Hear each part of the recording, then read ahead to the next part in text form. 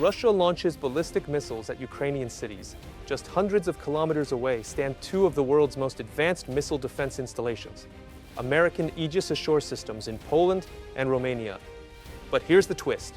In a very much possible scenario where Russia launches hundreds of drones across NATO borders, these billion-dollar installations simply aren't designed for that type of threat.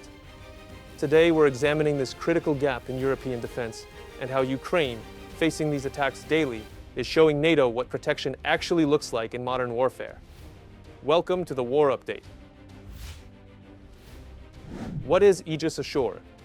The Aegis Ashore system represents the land-based version of the naval Aegis missile defense system. These complexes combine powerful ground-based radar stations with Mk-41 vertical launch systems for interceptor missiles. The Romanian facility at Devesalu has been operational since 2016. It runs on the Baseline 9 BMD 5.0 battle system version and is equipped with the AN-SPY-1DV phased array radar, which is capable of tracking hundreds of aerial targets simultaneously. The complex houses an arsenal of 24 SM-3 interceptor missiles. The Polish facility at Redzikowo was completed in 2024 and recently became operational. It features an upgraded Baseline 9 BMD 5.1 battle system version with enhanced software capabilities. This modernization allows the complex to deploy the newer SM-3 missiles, which offer significantly extended range and improved interception characteristics compared to their predecessors. These aren't your typical missiles. SM-3 interceptors carry no explosive warhead. Instead, they destroy targets through direct kinetic impact, the hit-to-kill principle. They're designed to intercept short and medium-range ballistic missiles at extreme altitudes, in the stratospheric or space phases of flight.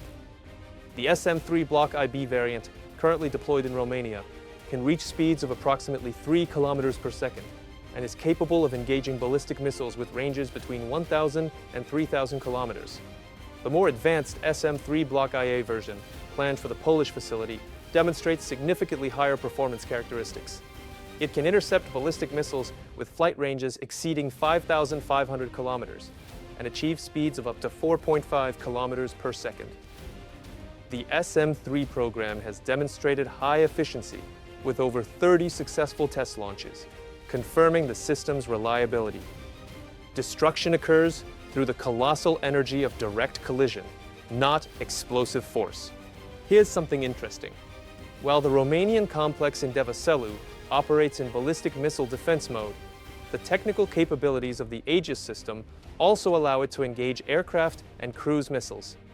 However, this air defense component, though technically installed, remains deactivated for diplomatic reasons. The ground-based Aegis Ashore complexes in Poland and Romania are key elements of the European segment of US and NATO missile defense. Combined with Aegis-equipped ships based in the Mediterranean Sea, they implement the European Phased Adaptive Approach strategy to protect Europe from potential missile threats from beyond the alliance. The prospects for developing missile defense systems in Poland and Romania are linked to modernization of existing facilities and possible expansion of new capabilities. The Polish Aegis Ashore complex, completed in 2024, will soon be fully operational and equipped with SM-3 Block IA missiles. The Romanian complex has already undergone upgrades and will receive enhanced software and expanded targeting capabilities in the future. At the alliance level, decisions have been made for gradual deployment of more advanced radars and interceptors. For example, in November 2019, it was announced that the new Lockheed Martin radar will be used for similar complexes in the future. Even more powerful SM-3 modifications are being developed, including Block IIC, designed to engage advanced maneuvering targets and hypersonic weapons. Poland and Romania are actively purchasing the latest Patriot system modifications. Specifically, Romania has approved the purchase of the PAC-3 Plus version for 2025. At the 2024 NATO summit, allies announced their intention to expand the integration of air defense and missile defense through joint command centers and data exchange networks. But here's the reality check. While these billion-dollar systems can intercept ballistic missiles traveling at several kilometers per second, they're completely impractical against the real threat Europe can face today: massive drone swarms. This is where Ukraine enters the story. Ukrainian interceptor drones, which will be manufactured in the United Kingdom as part of the Octopus project, will form the basis of the European drone wall to counter Russian unmanned aerial vehicles, according to John Healey. According to the minister, these UAVs have already proven effective in combating Iranian Shahed kamikaze drones, while their cost is less than 1/10 the price of foreign analogs. The latest systems are planned to be deployed on the borders of NATO allies as part of the so-called drone wall, which should deter increasingly frequent incursions of Russian aircraft and unmanned aerial vehicles into NATO airspace. In early September 2025, Ukrainian drone manufacturer Aegis Spec Systems announced a £200 million, approximately $250 million, investment in building a new factory in Mildenhall, United Kingdom. It's worth noting that today, the United Kingdom is one of the leaders in unmanned systems development in Europe, and by expanding production capacity and adopting new technologies, actively collaborates with Ukraine. The country is also implementing joint projects with partners to develop various types of UAVs for Ukraine, including the Kuksin project, aimed at creating a universal maritime drone for operations in Ukraine and beyond. The project itself aims to create a small, fast assault vessel equipped with a modular weapons block and payload, capable of operating in difficult conditions. The Ministry of Defense has outlined several key capabilities for the Kuksin system. The vessel will achieve a maximum speed of over 40 knots, even in Sea State 3 conditions. It will have a range of approximately 1,300 kilometers with full load and maintain a minimum autonomy of 72 hours. The design emphasizes a low profile combined with electronic warfare countermeasure capability, plus the ability to operate autonomously when signal is lost. The platform will be able to carry several missiles with high explosive fragmentation warheads, offering a range of 30 to 100 kilometers. Additionally, it will possess air defense capability to protect against threats such as helicopters and drones. The drone must function as a multi-use platform, be resistant to enemy electronic warfare systems, and have the ability to attack targets even when losing signal. It will carry at least 2 weapons systems to engage targets for maximum effect. The Poles, more than anyone, understand they could be the next victims of Russian aggression.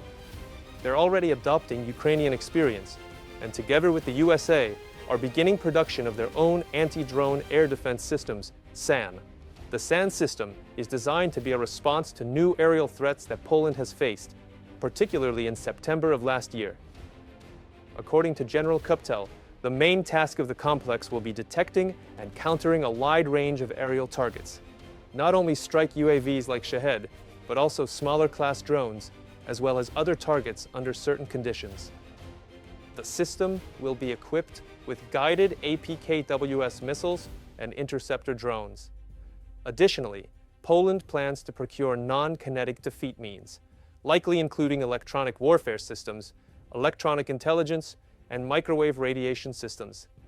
The complex will feature active radar stations and optical electronic means to ensure detection, classification, and tracking of aerial targets. Working in conjunction with Leonardo radar systems, this represents the practical application of combined NATO defense technology adapted for the drone threat environment. According to military plans, several batteries of the complex will enter the armed forces of Poland and be integrated into existing air defense units. The first batteries under the SAN program are scheduled to go on combat duty in 2026, with completion of deliveries planned for 2027. The Western world is realizing what Russia truly represents, and that it must prepare for defense everywhere, both on land and in the air. Denmark has already purchased VR trainers for training in drone shooting. Testing of the latest systems will begin in March of 2026 and continue until summer. After that, the command will make a decision on large-scale implementation of VR technologies in personnel training. The relevance of the project is driven by combat experience in Ukraine, where mass use of UAVs has changed the character of modern warfare. So here's the bottom line. Europe built billion-dollar shields against yesterday's threats. But it's Ukraine, fighting Russia's war of attrition daily, that's innovating the defenses Europe actually needs. From interceptor drones to maritime autonomous weapons, from VR training to integrated anti-drone networks, the future of European defense isn't being written in NATO headquarters. It's being written in the skies over Ukraine. The question is, will Europe adopt these lessons fast enough? Thank you for watching the War Update. If you enjoyed this episode, hit that subscribe button, like this video, and share with your close ones. Stay informed. See you in the next one.